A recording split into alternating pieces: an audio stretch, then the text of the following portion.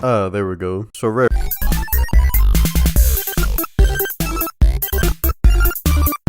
supposedly patched a lot of the previous exploits, leaving us with mere crumbs on a plate in terms of gold exploits. Yeah, actually, I forgot to fix them. Oh, Actually, I have just spread misinformation. It appears as if they, forgoted to fix them. Not only that, but they lied about patching some of them. Remember the exploits from the last video? Yeah, they kinda lied about patching them. Anyways, let's talk about the first one. The first one that was supposedly patched was a vault key exploit, which was pretty good, but it could be tedious. However, they only patched it on Cinder Island, and you can now do a carbon copy of the exact same method, but on Sea Dog's Rest and other small islands in that region. Simply vote on a Captain's Vault Key voyage, make sure the compass needle is pointing away from the island, then space your digs along the coast until you find the vault key chest. The only downside to it is that there's no Ashen loot.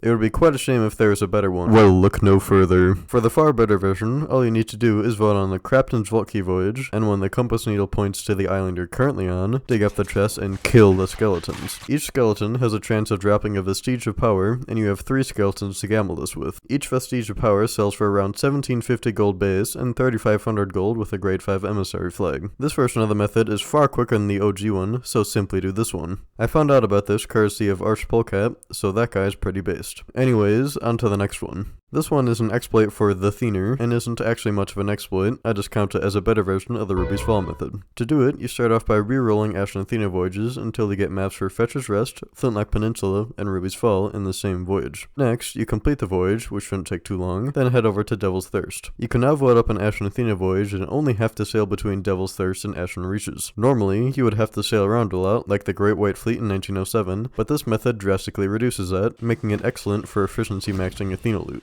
I don't know how Rare managed to finagle this, but I'm definitely not complaining. Anyways, onto another oversight by Rare. The fleet exploit was a very good exploit, but it got patched a bit ago. Just kidding, I tricked you. They only patched the Sea Dog's Tavern version of it, and there's now a better version. To do it, you dive to a Calcium Armada raid voyage for any faction, then immediately raise your sails when you surface from the dive. Try to get yourself into around this position on the map, and then stay there for the rest of the method. Once in position, sink the milk vessels until the boss galley is about to spawn, then board it as it spawns. When you board it, start plundering the milk supply, grabbing the raid loot for your faction, then make a pilgrimage to your ship. It will then sail around for a bit, then despawn, pretty much exactly like the old method, but better. It despawns quicker, and it spawns right next to you every time, which yet again adds to my efficiency maxing streak. You can repeat this infinitely, of course, making this the best method for pretty much every company.